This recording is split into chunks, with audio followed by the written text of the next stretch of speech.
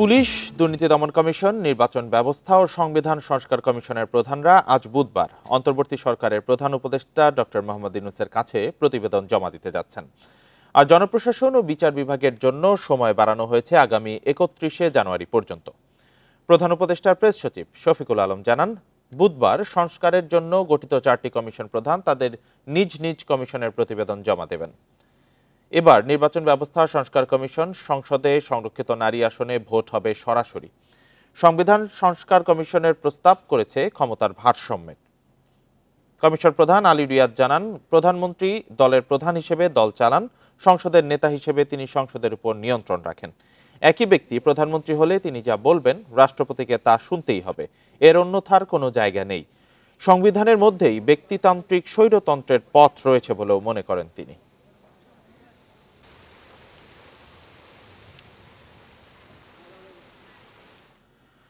সংসদে সংরক্ষিত নারী আসন রয়েছে 50টি। একে 100 করার প্রস্তাব দিয়েছে সংস্কার কমিশন। তবে এসব আসনে ভোট হবে সরাসরি। সংস্কার কমিশনের সদস্যরা জানান, 300 আসনের মধ্যে লটারি করে 100টি নির্ধারণ করা হবে। সেসব আসনে প্রতিযোগিতা করবেন কেবল নারীরা। পরবর্তী 2 সংসদে বাকি 200 আসনে নারীদের ভোট হবে। একে বলা হচ্ছে ঘূর্ণয়মান পদ্ধতি। 72 সংবিধানে 300 আসনে সংসদ নির্বাচনের বিধান করা হয়, আর 10 বছরের জন্য 15টি সংরক্ষিত নারী আসন রাখা হয়। পরবর্তীতে সংরক্ষিত নারী আসন করা হয় 50টি। 300 আসনের সংখ্যানুপাতে আসনগুলো বন্টন করা হয়। দেখা যায় সংরক্ষিত 50 আসনে নারীরা নির্বাচিত হন দলীয় সমঝোতার মাধ্যমে। নির্বাচন ব্যবস্থা সংস্কার কমিশন বলছে, এসব কারণে নারীর ক্ষমতায়ন নিশ্চিত করা যায়নি। এই নির্বাচনের ফলে দেখা যাচ্ছে যোগ্য নারীরা বা নারী নেতৃত্ব গড়ে ওঠেনি বা ওঠার কোনো সুযোগও ছিল না, যে পদ্ধতিতে আসলে তাদের সিলেকশনটা দেওয়া হতো।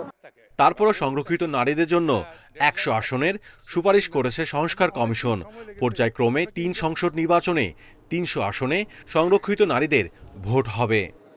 নারীরা যাতে আসলে প্রকৃত অর্থই নেতা বা নেত্রী হয়ে উঠতে পারে, দলের কর্মী হয়ে উঠতে পারে, সেই রকমভাবে একটা চিন্তা করছি যে এটা আমাদের ভাবনা হচ্ছে ঘূর্ণায়মান পদ্ধতি। পার্লামেন্টে যদি 350 বা 400 যে আসনে থাকুক না কেন, এটাকে একটা ভাগ করে এক একটা পার্লামেন্টে নারীদেরকে দেওয়া, সেটা লটের মাধ্যমে হয়তো আমরা নির্বাচন করলাম, কিন্তু ওখানে শুধু নারী প্রার্থীরাই প্রতিদ্বন্দ্বিতা করতে পারবেন, পুরুষরা কেউ থাকতে পারবেন না, যাতে করে আমরা পার্লামেন্টে প্রকৃত নারীদেরকে দেখতে পাই, এমপি হিসাবে, ওই স্বতন্ত্র সদস্য হিসেবে না। অতীতে দেখা গেছে একজন নারী সংসদীয় আসনে পরাজিত হয়েও সংরক্ষিত আসনে এমপি হয়েছেন। সংস্কার কমিশনের প্রস্তাবে এবার সে সুযোগ থাকছে না। নারীরা মাঠ থেকে উঠে আসুক, রাজনীতি করতে করতে উঠে আসুক, মানে অন্যের সাথে প্রতিদ্বন্দ্বিতা করে উঠে আসুক, তাহলে অনেক যোগ্যতা সম্পন্ন নারীদের পাওয়া যাবে। কমিশন বলছে, দলের ইচ্ছায় নয়, জনপ্রিয়তার মাপকাঠিতে নির্বাচিত হবেন সংরক্ষিত নারীরা। Mahmudul Hasan, Independent News, Dhaka. July অভ্যুত্থানের ঘোষণাপত্রের বিষয়ে কাল সব রাজনৈতিক দলের সঙ্গে বৈঠক করবে অন্তর্বর্তী সরকার। এরপরই ঘোষণা করা হবে প্রকাশের তারিখ।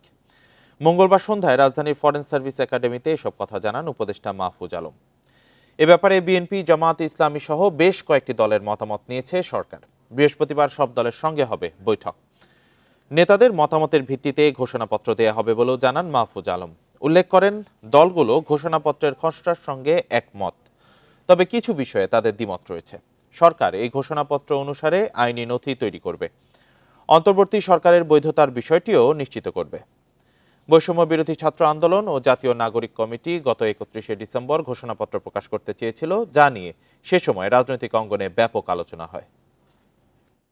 বৃহত্তর রাজনৈতিক দল বিএনপি, তার পরবর্তীতে জামায়াত এবং যারা নারী সংগঠনগুলো আছে, শিক্ষক সংগঠন, বিভিন্ন গ্রুপ অফ পিপল, স্টেক হোল্ডারদের সাথে, ছাত্রদের সাথে আমরা কথা বলেছি। বৃহস্পতিবার এই বৈঠকের ভিতর দিয়ে একটা ঐকমত্যের ভিত্তিতে একটি দলিল প্রণীত হবে এবং সেদিনেই আমরা কবে ঘোষণাপত্রটি জারি করব এবং সরকার কিভাবে ঘোষণাপত্রটি জারি করার ক্ষেত্রে ভূমিকা রাখবে তা স্পষ্ট হবে।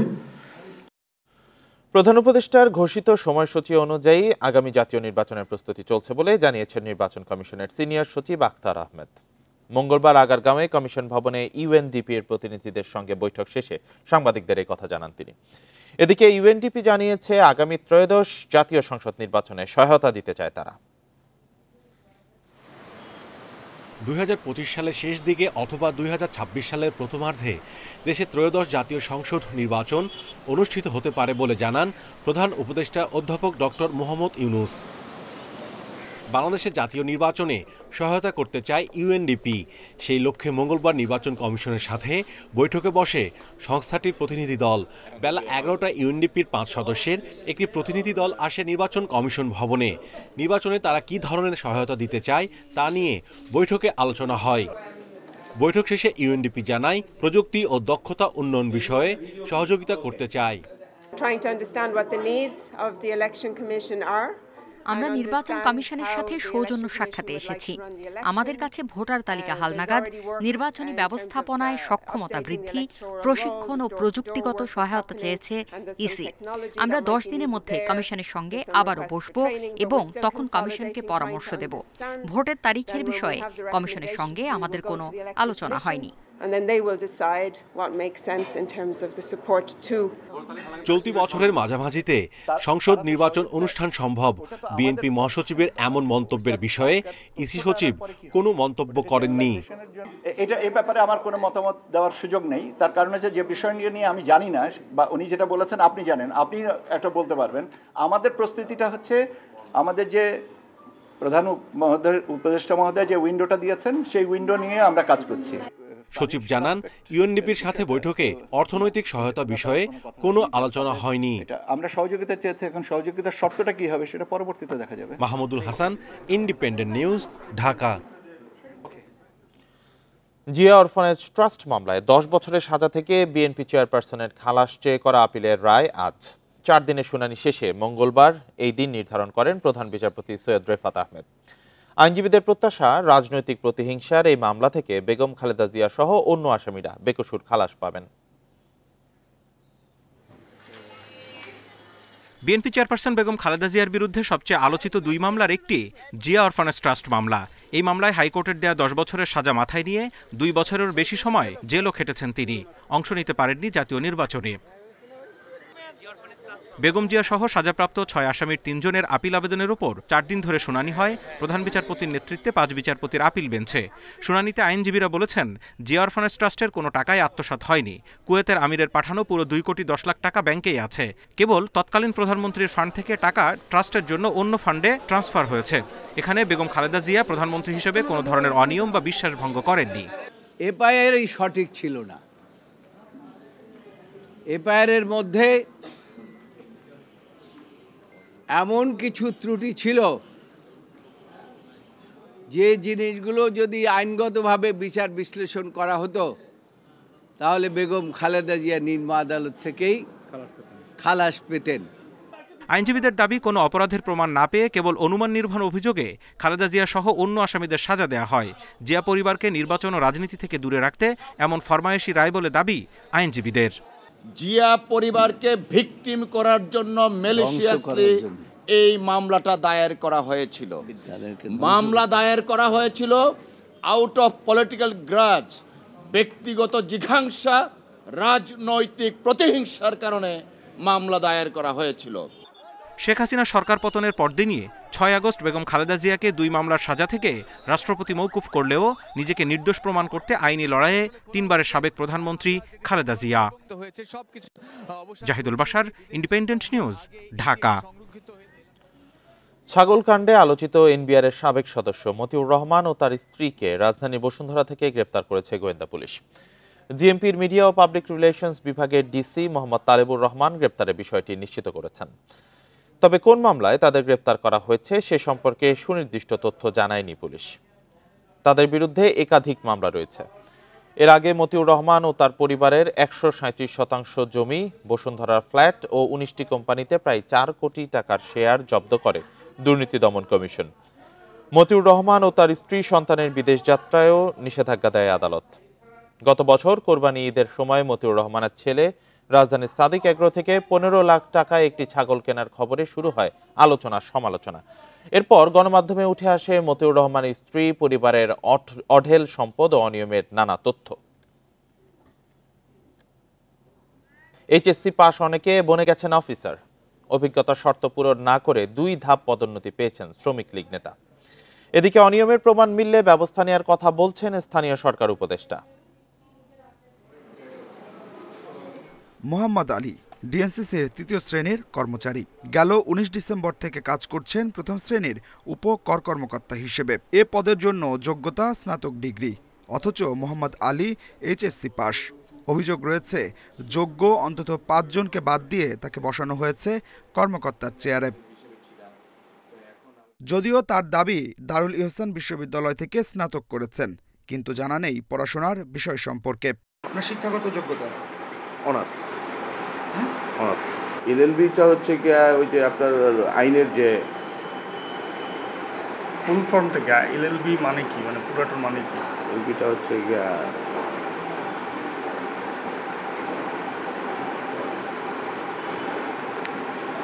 এখন আসলে আমি বলতে পারছি না।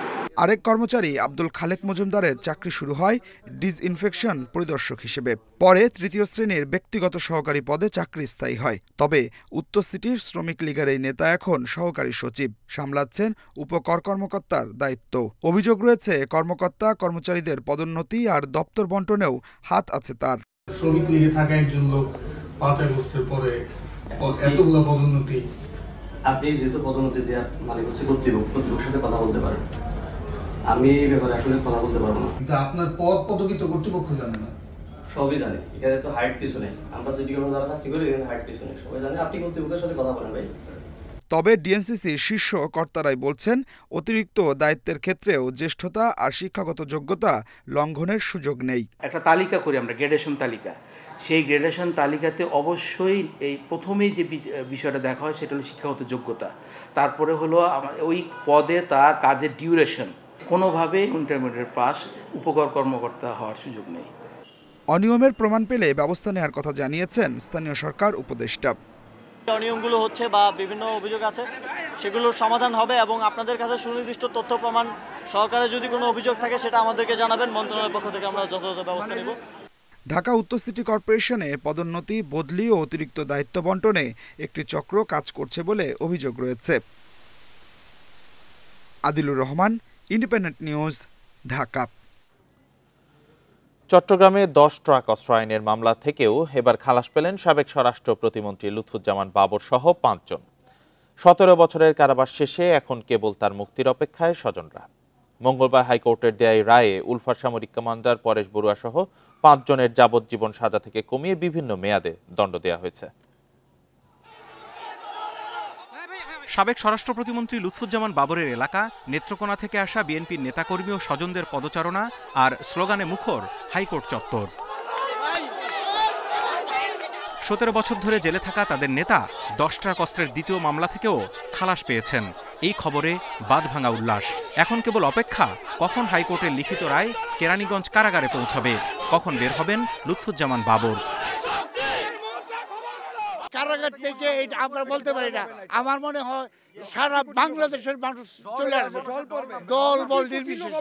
এই দলের জন্য উনি যে শ্রমটা দিয়েছে, আমার মনে হয় না যে এরকম শ্রম এরকম নিঃস্বার্থভাবে কষ্ট আর কেউ করতে পারবে।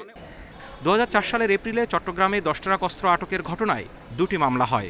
অস্ত্র চোরাচালান মামলায় চট্টগ্রামের আদালতের দেয়া 14 জনের ফাঁসির ডেথ রেফারেন্সের শুনানি শেষে গত 18 ডিসেম্বর বাবর সহ 7 জনকে খালাস দেয় হাইকোর্ট। এছাড়া অস্ত্র আইনের মামলায় চট্টগ্রামের আদালতের দেয়া 14 জনের যাবজ্জীবনের দণ্ডের আপিল শুনানি শেষে মঙ্গলবার বাবর সহ 5 জনকে খালাস দিয়ে রায় দিল হাইকোর্টের একই বেঞ্চ। খালাস পেয়েছেন জনাব লুৎফুজ্জামান বাবর, জনাব মহসিন তালুকদার, জনাব একেএম এনামুল হক এবং জনাব রাজ্জাকুল হায়দার এবং জনাব নুরুল আমিন। আর এই মামলায় বাকি 5 জনের পরেশ বড়ুয়া, যার সাজা ছিল যাবজ্জীবন, এটি কমে 14 বছর হয়েছে। অস্ত্র আটকের এই একটি ঘটনায় যেভাবে 2টি মামলা হয়েছে এবং একই সাক্ষী নিয়ে একই সাথে চট্টগ্রামের আদালতে বিচার করে সাজা দেওয়া হয়েছে, তা নিয়ে হাইকোর্টে আইনি প্রশ্ন তোলেন আসামি পক্ষের আইনজীবীরা। আমাদের হাইকোর্টের ডিসিশন, পাকিস্তান সুপ্রিম কোর্টের ডিসিশন, ইন্ডিয়ান সুপ্রিম কোর্টের ডিসিশন আমরা দেখিয়ে বললাম যে এটা কোনো অবস্থাতেই এটা আইনে অ্যাডমিসেবল না, এটা আইন অনুযায়ী হয়নি। কারণ হলো যদি দুইটা মামলা হয়ে থাকে তাহলে দুইটা মামলায় আলাদা আলাদা সাক্ষী হবে, এক সাক্ষী হতে পারে বা তারা দুইবার দুই কেসে সাক্ষী দেবে। মারা যাওয়ার কারণে সাবেক শিল্পমন্ত্রী ও জামায়াতের আমির মতিউর রহমান নিজামী, এনএসআইয়ের সাবেক মহাপরিচালক আব্দুর রহিম সহ 4 জনের আপিলের পরিসমাপ্তি ঘোষণা করা হয় এই রায়ে। Zahidul Bashar, Independent News, Dhaka. 5 মাসেও শৃঙ্খলা ফেরেনি জনপ্রশাসনে। পদোন্নতি, চুক্তিভিত্তিক নিয়োগ, দাবি দাওয়ায় থমকে আছে প্রশাসনের কার্যক্রম। বিশেষজ্ঞরা বলছেন, স্বৈরাচার সরকারের সময়ে যারা অনিয়মে জড়িত ছিলেন তারাই প্রশাসনকে অস্থিতিশীল করতে চাইছেন। এদের বিরুদ্ধে কঠোর ব্যবস্থার হুঁশিয়ারি দিয়েছেন প্রধান উপদেষ্টার কার্যালয়। ছাত্র জনতার অভ্যুত্থানের মুখে গত 5 আগস্ট হাসিনা সরকারের পতন হয়। 3 দিন পর অধ্যাপক মোহাম্মদ ইউনূসের নেতৃত্বে অন্তর্বর্তী সরকার দায়িত্ব নেয়। এরপর থেকেই প্রশাসনের কেন্দ্রবিন্দু সচিবালয়ে নানা সংকট।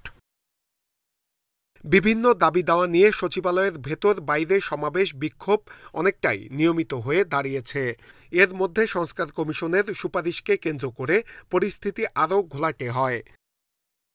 বিশেষজ্ঞরা বলছেন, প্রশাসনের অনেকের মাঝে সরকারকে সহযোগিতা না করার মানসিকতা রয়েছে। স্বৈরাচার সরকারের প্রশাসনের যারা অনিয়মে জড়িত ছিল তাদের অনেকেই অস্থিতিশীল অবস্থা তৈরির চেষ্টা করছেন। এই প্রশাসনিক গতিশীলতা একটা দেশের উন্নয়নের জন্য বা একটা দেশের বর্তমানে যে অন্তর্বর্তী সরকার আছে তাদের নিজস্ব একটা শক্তিশালী ভূমিকা রাখা দরকার। সরকারি অফিসে কাজের গতি কম থাকায় কাঙ্ক্ষিত সেবা থেকে বঞ্চিত হচ্ছেন সাধারণ মানুষ। এই অবস্থা উত্তরণে দ্রুততম সময়ের মধ্যে প্রশাসনের শৃঙ্খলা ফেরানোর আহ্বান সংশ্লিষ্টদের। এমন পরিস্থিতিতেও প্রশাসনে গতি আনার চেষ্টা চলছে বলে জানিয়েছে মন্ত্রণালয়। মেধাভিত্তিক যে ছাত্র জনতার যে আন্দোলন, সেটার যে ভিত্তি মেধাভিত্তিক এবং নিয়মতান্ত্রিক পদায়ন এবং পদোন্নতি, এই প্রক্রিয়ার মধ্যে আমরা এই প্রশাসনকে গতিশীল করার চেষ্টা করছি। এদিকে প্রশাসনকে অস্থিতিশীল করতে কোনো চেষ্টা হলে কঠোর ব্যবস্থার হুঁশিয়ারি দিয়েছে প্রধান উপদেষ্টার কার্যালয়। আপনি অবজারভেশনগুলো দেন, আপনাকে কেউ মানা করছে না, কিন্তু যখনই আপনি ষড়যন্ত্রের কথা বলবেন, যখনই আপনি জল ঘোলা করার কথা বলবেন, এইটা এই গভর্নমেন্ট বরদাস্ত করবে না। জনপ্রশাসন সংস্কার নিয়ে মতামত থাকলে শান্তিপূর্ণভাবে জানানোর সুযোগও রেখেছে অন্তর্বর্তী সরকার। নূরে আলম, ইন্ডিপেন্ডেন্ট নিউজ, ঢাকা। চলতি জানুয়ারি মাসে ধীরে ধীরে বাড়ছে তাপমাত্রা। সারা দেশেই কমছে শীতের প্রকোপ। আবহাওয়া ও জলবায়ু গবেষকরা বলছেন, গত বছরের মতো এবছরও তাপমাত্রা তীব্র আকার ধারণ করতে পারে। ফেব্রুয়ারি থেকেই দাবানলের কবলে পড়তে পারে দেশ। জানুয়ারিকে বলা হয় বছরের সবচেয়ে শীতল মাস, অথচ এখন দুপুরে রাজধানীর তাপমাত্রা 27 থেকে 28 ডিগ্রি সেলসিয়াস পর্যন্ত উঠছে। শীতল এই মাসে দিনে গড় তাপমাত্রা থাকার কথা 25 ডিগ্রি সেলসিয়াস। আবহাওয়া অধিদপ্তর বলছে, জানুয়ারিতে গড়ে 3টি মৃদু থেকে তীব্র শৈত্যপ্রবাহ বয়ে যাওয়ার কথা থাকলেও এ মৌসুমে এখন পর্যন্ত 2টি মৃদু শৈত্যপ্রবাহ হয়েছে। দিনের তাপমাত্রায় দেখা দিয়েছে ব্যাপক তারতম্য। জলবায়ু পরিবর্তনের প্রভাব দৃশ্যমান। প্রতি মাসে আমরা দেখি স্বাভাবিক অপেক্ষা প্রায় 0.5 ডিগ্রি বা 0.6 ডিগ্রি এর কাছাকাছি বেশি থাকে। জানুয়ারি মাসে এবছর একটা ব্যতিক্রম মনে আছে এবং এটা আসলে অস্বাভাবিক। সামনের বছরগুলোতে আমাদেরকে আসলে আরও দেখতে হবে যে আসলে এর পরিবর্তনটা বা বিবর্তনটা কীরকম হয়। গেল বছর ফেব্রুয়ারিতে 29 থেকে 30 ডিগ্রি সেলসিয়াসের তাপমাত্রা ওঠে। মার্চ জুড়েই ছিল তাপদাহের আঁচ, আর জুলাই মাসে একটানা ছিল তাপপ্রবাহ। আবহাওয়ার এমন আচরণ এবছরেও থাকার আশঙ্কা করছেন গবেষকেরা। বাসাবাড়ি ও যানবাহনে এসির অতিরিক্ত ব্যবহার এবং বনভূমি ও জলাধার কমে যাওয়ায় আবহাওয়ার এমন বৈরী আচরণ। হাওর বাওর নদ নদী জলাশয়গুলি ছিল, আমরা এগুলি অনেকটাই ধ্বংস করে ফেলছি। এসি ডিপেন্ডেন্ট হয়ে গেলে আপনার এনার্জি ক্রাইসিস তৈরি হবে, সাথে তৈরি হবে আপনি আশেপাশের পরিবেশকে আপনি উত্তপ্ত করে তুলছেন। এসি ডিপেন্ডেন্ট না হয়ে ন্যাচারাল ডিপেন্ডেন্ট হওয়া যায় কিনা সেই দিকে খেয়াল রাখাটা বোধহয় জরুরি, যেহেতু গ্লোবাল ক্লাইমেট চেঞ্জকে আমরা কন্ট্রোল করতে পারছি না, কেউই পারছে না। কিন্তু আমরা লোকাল ক্লাইমেট চেঞ্জ, আমাদের যে ক্লাইমেট চেঞ্জ আমরা নিজেরা যেটা করছি সেটাকে কিন্তু কন্ট্রোল করা সম্ভব যদি আমরা প্ল্যান করে আগাই। 2024 সালে ইতিহাসে সবচেয়ে উষ্ণতম দিন ছিল 22 জুলাই। এই সময় বিশ্বের গড় তাপমাত্রা বেড়েছে 1.6 ডিগ্রি সেলসিয়াস। অথচ প্যারিস চুক্তি অনুযায়ী 2025 সালের মধ্যে বিশ্বের গড় তাপমাত্রা 1.5 ডিগ্রি সেলসিয়াসের নিচে রাখার প্রতিশ্রুতি দেয় বিশ্ব নেতারা। বাস্তব চিত্র ঠিক তার উল্টো। Shahriar Anirban, independent News, Dhaka. এদিকে উত্তরের জেলা পঞ্চগড়ে আজ ঘন কুয়াশা ও হিমেল হাওয়া বয়ে যাচ্ছে। জেলায় আজ সর্বনিম্ন তাপমাত্রা রেকর্ড করা হয়েছে 9.5 ডিগ্রি সেলসিয়াস। শীত পরিস্থিতি নিয়ে আরো জানাতে পঞ্চগড় থেকে যোগ দিয়েছেন সহকর্মী শফিকুল ইসলাম। শফিকুল, আজকেও সর্বনিম্ন তাপমাত্রা 1 অঙ্কের ঘরে পৌঁছেছে পঞ্চগড়ে। কেমন শীত অনুভূত হচ্ছে এখন?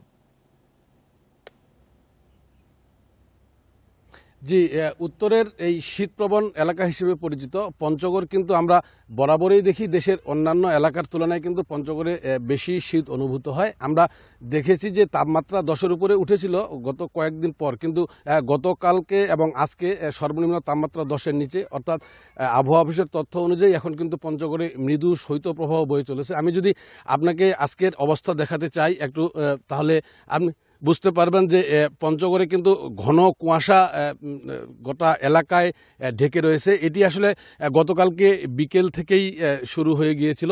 আমরা দেখেছি আজকে একেবারে ভোর থেকেই কিন্তু ঘন কুয়াশার চাদরে এভাবেই ঢেকে রয়েছে গোটা এলাকা। সাথে কিন্তু রয়েছে উত্তরের হিমশীতল বাতাস। মূলত এই বাতাসের কারণেই কিন্তু বেশি ঠান্ডা অনুভূত হচ্ছে, হাড় কাঁপানো ঠান্ডা বলতে যা বোঝায়।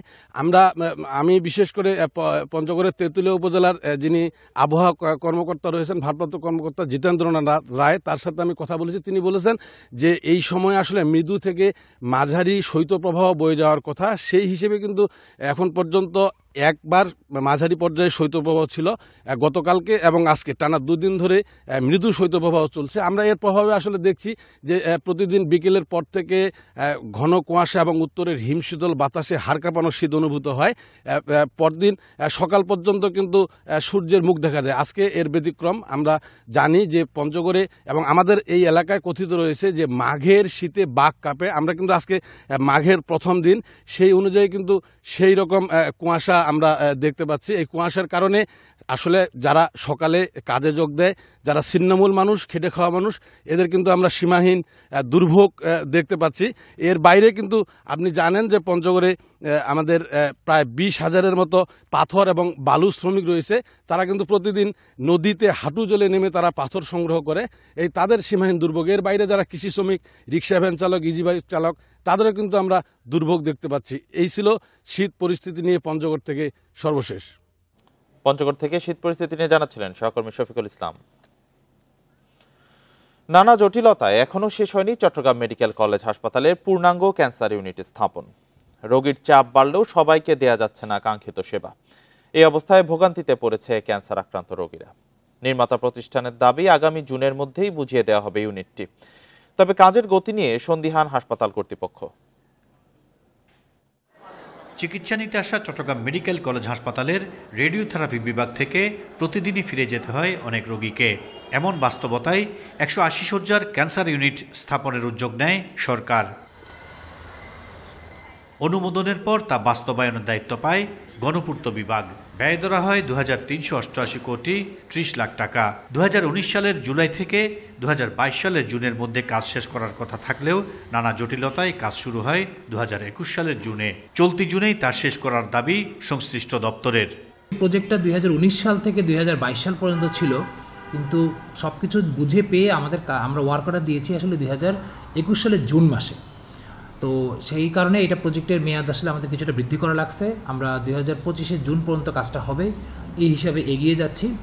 দৈনিক আউটডোর ও ইনডোর মিলিয়ে 2 শতাধিক রোগীকে দেয়া হচ্ছে ক্যান্সারের চিকিৎসা। সীমিতভাবে প্রতিদিন 25 জনকে কেমো ও 110 জনকে দেয়া হচ্ছে রেডিওথেরাপি। ইউনিটটি চালু হলে আরও বেশি রোগীকে সেবা দেওয়া সম্ভব বলছেন চিকিৎসকরা। যদি আমরা নতুন দুটোটা ব্র্যাকি এবং টেলিথেরাপি দুটো আইসোটোপ নতুন ইনস্টল করতে পারি, তাহলে আমরা অল্প সময়ের মধ্যে পেশেন্টের উপকার হয় এভাবে ট্রিটমেন্ট দিতে পারবো। সুতরাং তাহলে আমাদের দুটো জিনিস এই মুহূর্তে দরকার, মেশিন আছে, দুটো আইসোটোপ দরকার, কোবাল্ট-60 টেলিথেরাপির জন্য এবং ব্র্যাকিথেরাপির জন্য।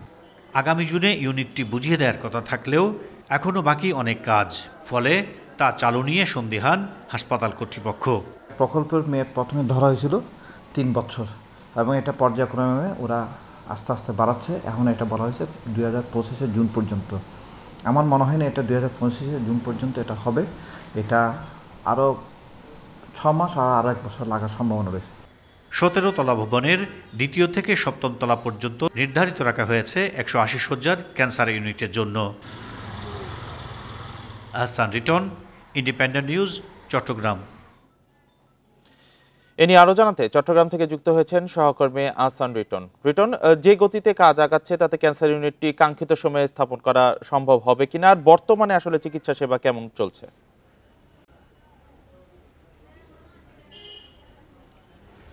দেখুন, সতর্কতা ভবন যেটি তৈরি হয়েছে ক্যান্সার ইউনিট তৈরি করার জন্য, সেটিতে আমরা গতকালকেও গিয়েছি। আমরা যে অবস্থাটা দেখেছি, অর্থাৎ গণপূর্ত বিভাগের পক্ষ থেকে বলা হচ্ছে আগামী 6 মাসের মধ্যে, অর্থাৎ আগামী জুনে সেটি বুঝিয়ে দেওয়া হবে। কিন্তু আমাদের কাছে যেটি দেখে আমাদের কাছে মনে হয়েছে সেটি হচ্ছে এখনও অন্তত 1 বছরের বেশি সময় লাগতে পারে বলে আমাদের কাছে ধারণা। এবং চট্টগ্রাম মেডিকেল কলেজ হাসপাতালের যিনি পরিচালক রয়েছেন ব্রিগেডিয়ার জেনারেল তসলিম উদ্দিন, তিনিও আসলে এক ধরনের আশঙ্কা প্রকাশ করেছেন যে আগামী 6 মাসের মধ্যে এই কাজটি আদৌ হবে কিনা সেটি নিয়ে তিনি সন্দিহান। আমরা আসলে গণপূর্ত বিভাগের যারা দায়িত্বে রয়েছে তাদের সাথে কথা বলছি। তারা যেটি বলছে সেটি হচ্ছে তারা বলছেন যে আসলে যেইটুকু কাজ বাকি আছে সেইটিকে খুব গুরুত্বের মধ্য দিয়ে তারা শুরু করেছেন এবং তারা চেষ্টা করছেন আগামী 5 থেকে 6 মাসের মধ্যে এটি যাতে হাসপাতাল কর্তৃপক্ষকে বুঝিয়ে দেওয়া যায়। আপনি জানেন যে আসলে চট্টগ্রাম মেডিকেল কলেজ হাসপাতালের উপরে সেই ব্রাহ্মণবাড়িয়া থেকে একেবারে পুরো চট্টগ্রাম বিভাগ বলা যেতে পারে, অর্থাৎ 5.5 কোটি মানুষ এই হাসপাতালের উপর নির্ভরশীল। এবং এই হাসপাতালের যে ক্যান্সার রেডিওলজি ওয়ার্ডটি রয়েছে, রেডিওথেরাপি ওয়ার্ড, সেখানে প্রতিদিন আমরা দেখছি আসলে যে পরিমাণ রোগী সেই তুলনায় সেখানে লজিস্টিক সাপোর্ট কম, যন্ত্রপাতির অপ্রতুলতা রয়েছে, জনবলের সংকট রয়েছে। সব কিছু মিলিয়ে যেটুকু আছে সেটুকু দিয়ে আসলে আপাতত সেখানে ট্রিটমেন্ট নিচ্ছেন। আপনি জানেন যে আসলে একটি ক্যান্সার ইউনিটটি স্থাপন করা হলে চট্টগ্রামের যারা এই এলাকায় যারা চিকিৎসা নেন তাদেরকে আসলে ঢাকা কিংবা দেশের বাইরে যাওয়ার যে একটি প্রবণতা সেটি থেকে তারা আসলে মুক্তি পাবেন। আপনি জানেন যে ক্যান্সার একটি অসম্ভব রকমের ব্যয়বহুল একটি চিকিৎসা। সঙ্গত কারণে খুব যারা ক্যান্সার আক্রান্ত হয়েছে তারা আক্রান্ত ব্যক্তিরা তো আছেই, পাশাপাশি তাদের যে স্বজন রয়েছে তারাও এক ধরনের আশঙ্কার মধ্যে থাকেন যে আসলে প্রতিনিয়ত তাদেরকে টাকা গুনতে হয় এবং দিন শেষে যেহেতু ভালো চিকিৎসা তারা পান না, সঙ্গত কারণে অনেক রোগীকে আসলে মৃত্যুর পথ বেছে নেওয়া ছাড়ার কোনো গত্যন্তর থাকে না। আমরা চট্টগ্রাম মেডিকেল কলেজ হাসপাতালের যিনি রেডিওথেরাপি ওয়ার্ড যিনি বিভাগীয় প্রধান রয়েছেন প্রফেসর ডাক্তার সাজ্জাদ মোহাম্মদ ইউসুফ, তার সাথে কথা বলছি। তিনি বলছেন যে যেটুক সাধ্য আছে তার মধ্য দিয়ে তারা আসলে প্রতিদিন রোগীদেরকে সেবা দেওয়ার চেষ্টা করছেন, কিন্তু পরিপূর্ণভাবে যদি ইউনিটটি চালু করা যায় তাহলে আসলে অনেক কয়েক গুণ বাড়তি রোগীকে তারা চিকিৎসা দিতে পারবেন এবং সেই ক্ষেত্রে দেশের বাইরে যাওয়ার যে প্রবণতা, যে বিপুল পরিমাণ অর্থ মানুষের ব্যয় হয় সেটি থেকে আসলে তারা যেমন মুক্তি পাবেন, পাশাপাশি চট্টগ্রাম মেডিকেল কলেজের হাসপাতালের এই যে নতুন ইউনিট সেটিও আরও সমৃদ্ধ হবে এবং এটিকে আসলে গবেষণার ক্ষেত্র হিসেবেও তারা রাখতে পারবেন বলে মনে করছেন।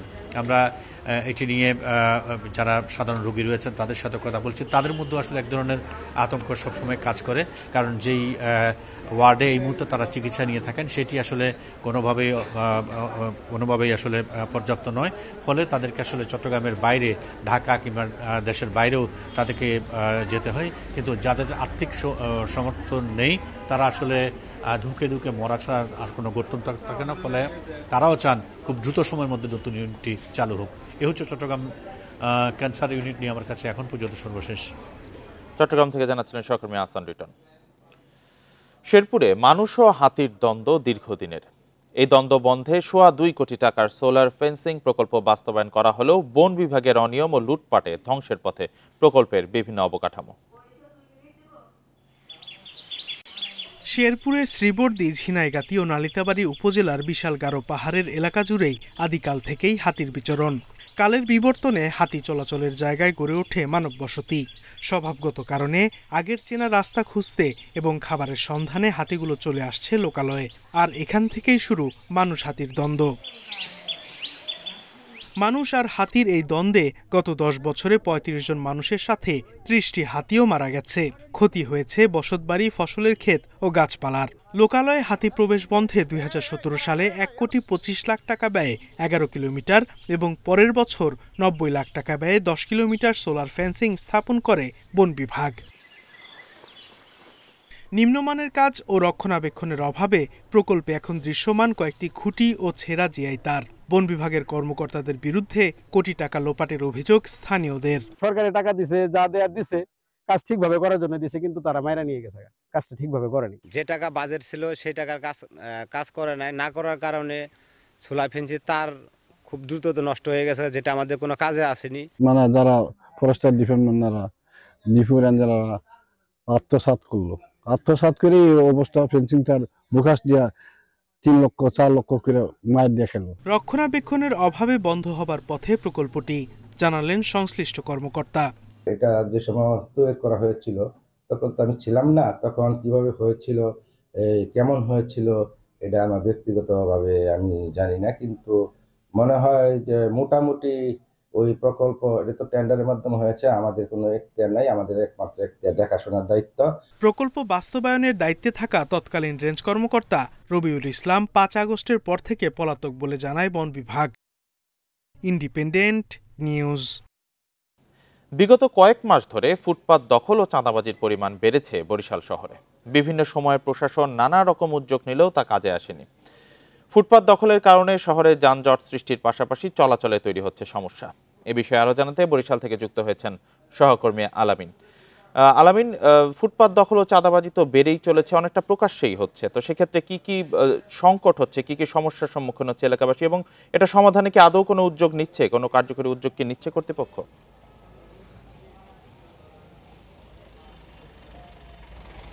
জি দেখুন, আমি যে সড়কটিতে দাঁড়িয়ে আছি আপনি দেখতেই পাচ্ছেন যে আসলে পিছনের অবস্থা, এখানে কিন্তু দীর্ঘ যানজটের একটি সৃষ্টি হয়েছে। সকাল 9:30 বাজে এখন।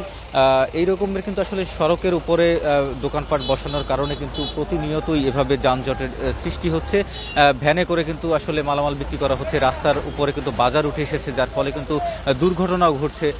আমরা বেশিরভাগ সময় কিন্তু এগুলো দেখছি। সেক্ষেত্রে কিন্তু যে কর্তৃপক্ষ যারা রয়েছে অর্থাৎ বরিশাল সিটি কর্পোরেশন কিন্তু বলছে যে তারা বারবার উদ্যোগ নিচ্ছেন যে এগুলোকে অপসারণের জন্য, কিন্তু সেক্ষেত্রে কিন্তু আমরা কার্যকর কোনো পদক্ষেপ দেখতে পাচ্ছি না।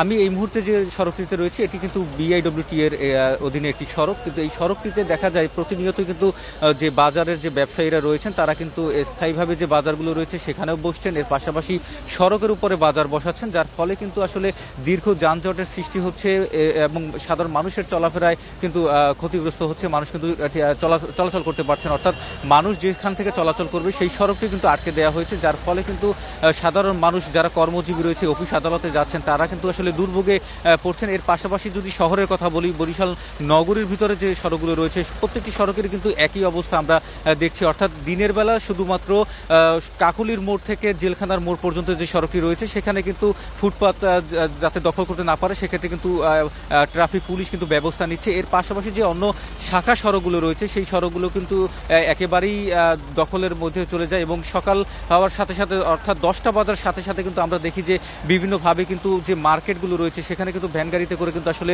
মার্কেট বসানো হচ্ছে, যে যার মতো করে কিন্তু দোকানের সামনে দোকান বসাচ্ছে। এইভাবে কিন্তু আসলে দোকান বসানোর কারণে কিন্তু জনদুর্ভোগ সৃষ্টি হচ্ছে এবং চাঁদাবাজির যে বিষয়টি আসছে, আসলে আমরা এখানে কথা বলেছিলাম ব্যবসায়ীদের সাথে, তারা কিন্তু বলছেন যে বাজারে থেকে যারা এই রাস্তার উপরে বসছেন তাদের কিন্তু 50 থেকে 100 টাকা পর্যন্ত দিতে হচ্ছে, অর্থাৎ কারা টাকাটা নিচ্ছেন সেই বিষয়টি কিন্তু তারা প্রকাশ্যে আনছেন না। তবে তারা যেটি বলছেন যে টাকা দেওয়ার পরে কিন্তু আসলে তারা এখানে বসতে পারছেন, যার ফলে কিন্তু তারা এখানে নির্দ্বিধায় ব্যবসা করে যাচ্ছেন। আমরা বরিশাল সিটি কর্পোরেশনের প্রধান নির্বাহীর সাথে কথা বলেছিলাম, তিনি যেটি জানিয়েছেন যে তারা প্রতিনিয়তই উচ্ছেদ অভিযান পরিচালনা করে থাকেন। তবে সিটি কর্পোরেশনে এই মুহূর্তে যে ম্যাজিস্ট্রেট, সেই ম্যাজিস্ট্রেটের সংকট থাকার কারণে কিন্তু জেলা প্রশাসনের মাধ্যমে কিন্তু ম্যাজিস্ট্রেটের মাধ্যমে তারা অভিযান পরিচালনা করছেন। তবে সেক্ষেত্রে কিন্তু সেটি কার্যকর কোনো পদক্ষেপ সাধারণ মানুষ দেখতে পাচ্ছেন না। তবে এটি যাতে নির্মূল হয় সেই বিষয়টি বারবারই কিন্তু সাধারণ মানুষ বলছে যে চলাচলের রাস্তাটা যাতে ফাঁকা রাখা হয়, মানুষকে যাতে রাস্তার মধ্যে থেকে হাঁটতে না হয় সেই বিষয়টি কিন্তু বারবারই তারা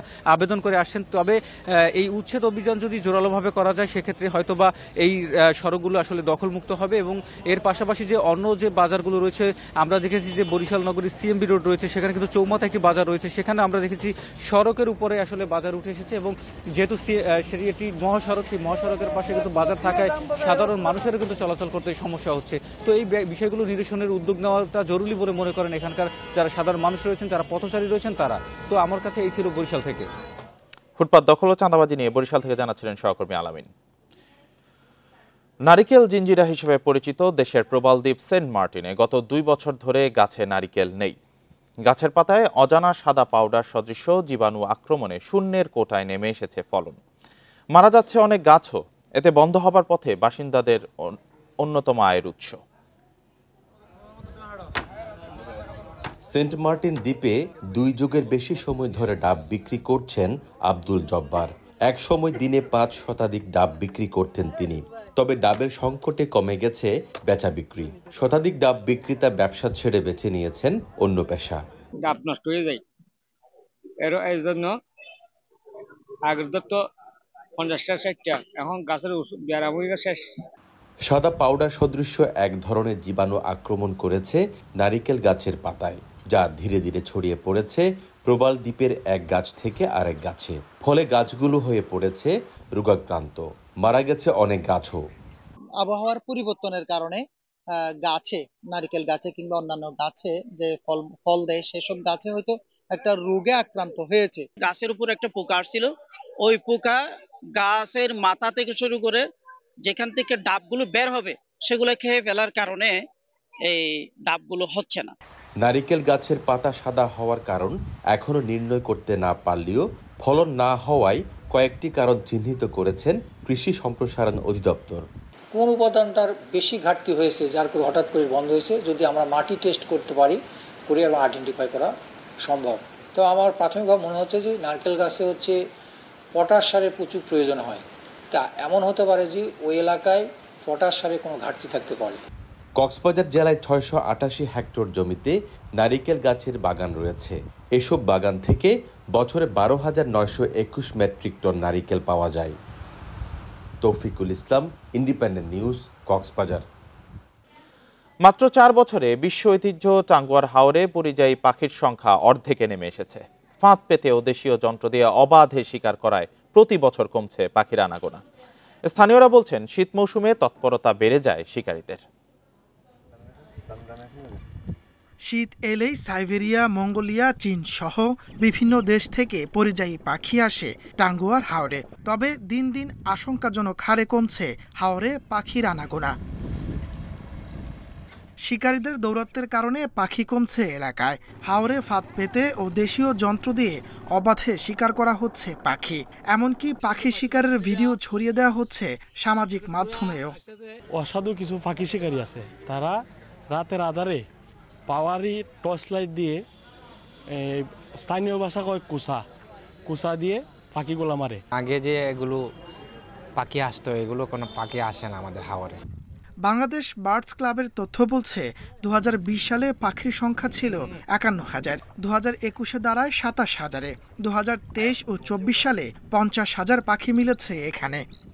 বিভিন্ন সময় বিভিন্নভাবে বিভিন্ন কৌশলে পাখি শিকার করছে, শিকারীরা শিকার করছে অবাধে। এখানে প্রশাসন দেখেও না দেখার জন্য বান করছে। প্রশাসনের কর্মকর্তারা বলছেন পাখি শিকার রোধে তদারকি বাড়ানো হয়েছে। এরই মধ্যে শাস্তির আওতায় আনা হয়েছে কয়েকজনকে। আমরা প্রশাসন থেকে কিন্তু যথেষ্ট সচেতন আছি। আর ইতিমধ্যে প্রশাসনের তরফ থেকে আমরা 2 জন পাখি শিকারীকে গ্রেপ্তার করেছি। গ্রেপ্তার করে তাদেরকে জেল হাজতে প্রেরণ করা হয়েছে। যারা এরকম পাখি শিকার করবে তাদেরকে অবশ্যই আমরা আইনের আওতায় নিয়ে আসব। টাঙ্গুয়ার হাওরের ঐতিহ্য ফিরিয়ে আনতে স্থানীয়দের সচেতন হওয়ার পাশাপাশি দায়িত্বশীলদের কঠোর নজরদারির দাবি পরিবেশবিদদের। Independent news. আর এই ছিল এখনকার সংবাদে। ধন্যবাদ সবাইকে।